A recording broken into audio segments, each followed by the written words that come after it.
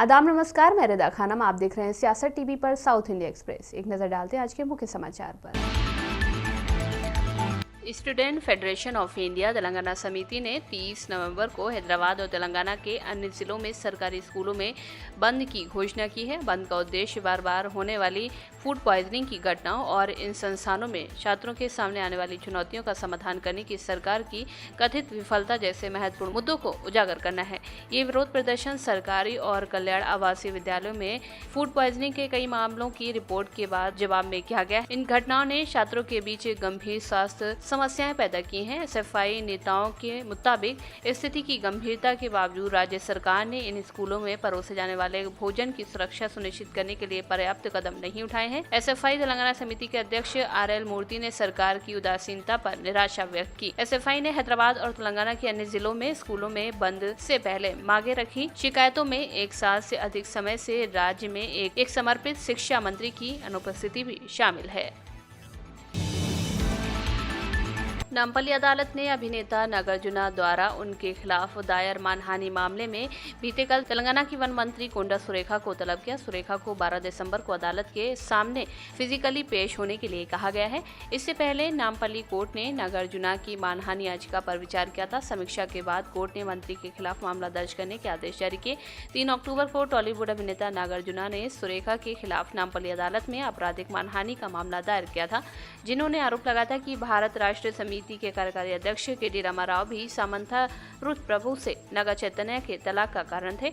याचिका में नागार्जुना ने अदालत को सूचित किया कि मंत्री की टिप्पणियों ने अभिनेता और उनके परिवार को बदनाम किया है। मंत्री सीतक्का ने दावा किया है कि सरकारी स्कूलों और हॉस्टल्स में बार बार हो रही फूड पॉइजनिंग की घटनाओं के पीछे कोई बड़ी साजिश हो सकती है। उन्होंने कहा कि हम इस साजिश के लिए जिम्मेदार लोगों को बेनकाब करेंगे। अगर अधिकारी इसमें शामिल हैं तो उन्हें अपनी नौकरी से हाथ धोना पड़ेगा। हमें संदेह है कि इसमें किसी राजनीतिक दल का हाथ है। ये टिप्पणी सरकारी स्कूलों के छात्रों को प्रभावित करने वाली फूड पॉइजनिंग की घटनाओं की बाढ़ आने से पहले आई है, जिसमें से एक जानलेवा भी है। एसएफआई ने इस मुद्दे को उजागर करने के लिए 30 नवंबर को सरकारी स्कूलों के राज्यव्यापी बंद का आह्वान किया। एसएफआई ने पूर्णकालिक शिक्षा मंत्री की नियुक्ति की मांग की है। इस बीच जनगांव कलेक्टर रिजवान बादशाह ने पालकुर्थी में कस्तूरबा गांधी बालिका विद्यालय स्कूल का औचक निरीक्षण किया और छात्रों के साथ दोपहर का भोजन किया।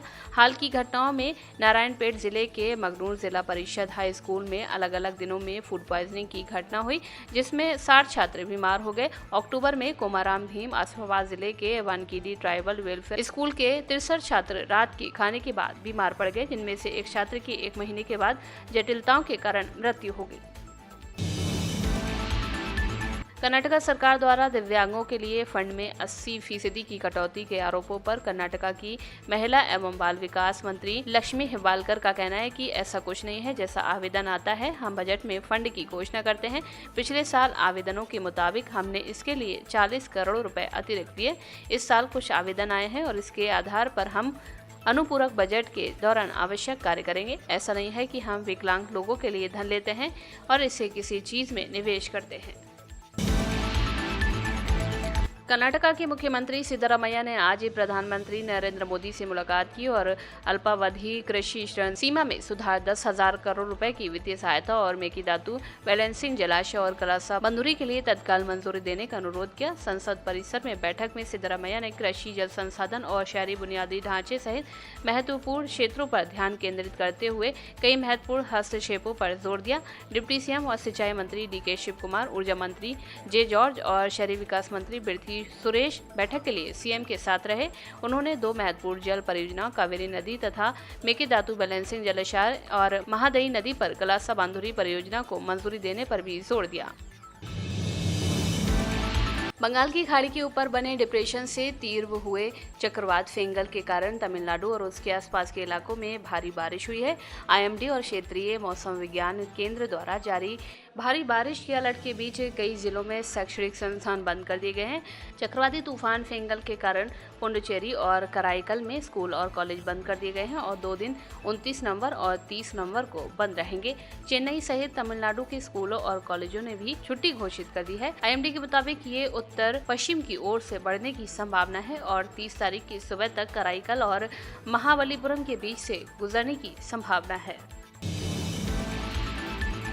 कांग्रेस कार्य समिति की आज आयोजित बैठक में हालिया विधानसभा चुनाव के नतीजों तथा कुछ अन्य मुद्दों पर चर्चा की गई। कांग्रेस मुख्यालय में पार्टी अध्यक्ष मल्लिकार्जुन खड़गे के नेतृत्व में हुई इस बैठक में लोकसभा में नेता प्रतिपक्ष राहुल गांधी, पार्टी महासचिव प्रियंका गांधी वाड्रा, केसी वेणुगोपाल, जयराम रमेश और पार्टी के कई अन्य नेता शामिल हुए। सूत्रों का कहना है कि कांग्रेस कार्य समिति चुनाव नतीजों के साथ ईवीएम से जुड़े मुद्दे पर अपनी राय जाहिर कर सकती है। कांग्रेस और उसके सहयोगियों को महाराष्ट्र विधानसभा चुनाव में करारी हार का सामना करना पड़ा है। इससे पहले उसे हरियाणा में भी आश्चर्यजनक हार का सामना करना पड़ा था। कार्य समिति की बैठक में दिल्ली विधानसभा चुनाव तथा देश के कुछ अन्य राजनीतिक और आर्थिक मुद्दों पर चर्चा होने की संभावना है। शिवसेना सांसद नरेश मानहानिया का कहना है कि सीएम एकनाथ शिंदे ने 2 दिन पहले प्रेस कॉन्फ्रेंस में कहा था कि हमें सीएम की कुर्सी में कोई दिलचस्पी नहीं है। महायुति के नेता जो भी फैसला लेंगे हम उनके साथ खड़े हैं। हम उद्धव ठाकरे नहीं हैं, हम करेंगे। कुर्सी के लिए गठबंधन न छोड़ें। कल केंद्रीय गृह मंत्री अमित शाह के आवास पर बैठक हुई, जिसमें सिर्फ महाराष्ट्र के विकास, समृद्धि और खुशहाली पर चर्चा हुई और केंद्र सरकार किस तरह से महाराष्ट्र के विकास के पीछे खड़ी है। अब तक महाराष्ट्र सरकार को इसके पीछे खड़ा होना चाहिए। इसी तरह आगे भी महाराष्ट्र की जनता की ओर से गृह मंत्री अमित शाह से ये अनुरोध किया गया। कल गृह मंत्री अमित शाह जी इनके घर में मीटिंग हुई। वो मीटिंग में माननीय एकनाथ शिंदे साहब, देवेंद्र फडणवीस साहब, अजीत दादा और महायुति के नेता लोग वहाँ उपस्थित थे। आज माध्यम में मैं देख रहा हूँ ये मांगा, वो मंत्री पद मांगा, 11 मांगा, 12 मांगा, 13 मांगा, लेकिन मुझे ये जानकारी है कल सिर्फ महाराष्ट्र की विकास, महाराष्ट्र की समृद्धि और महाराष्ट्र का सुख, इसके बारे में चर्चा हो गई। और अभी तक केंद्र सरकार जिस तरह से महाराष्ट्र सरकार के डेवलपमेंट के पीछे खड़े हैं, वैसे ही आगे खड़ा रहना चाहिए, ये विनंती महाराष्ट्र की जनता की तरफ से अमित भाई को की।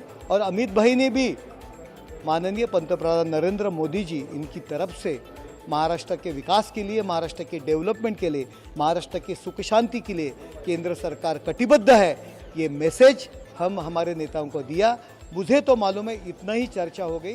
माध्यम में जो चर्चा हो रही है ये मंत्री पद मांगा, वो मंत्री पद, वो सब गलत है। महाराष्ट्र की डेवलपमेंट के बारे में कल उनकी चर्चा हो गई। ये देखो, माननीय मुख्यमंत्री एकनाथ शिंदे साहब ने 2 दिन पहले ही प्रेस कॉन्फ्रेंस लेके जाहिर किया है हमें सीएम के कुर्सी पे कुछ भी इंटरेस्ट नहीं है। जो नेता लोग, महायुति के नेता लोग जो डिसीजन लेंगे उनके पीछे हम खड़े हैं। इसीलिए वो सवाल ही नहीं आता सीएम पद मांगना और नहीं मांगना। महायुति के नेता लोग निर्णय लेंगे, जो महायुति के नेता लोग निर्णय लेंगे हम उसके साथ में हैं, हम उद्धव ठाकरे नहीं हैं। साउथ इंडिया एक्सप्रेस में बस इतना ही। मुझे दें इजाजत। बाकी खबरों के लिए बने रहें सियासत टीवी के साथ।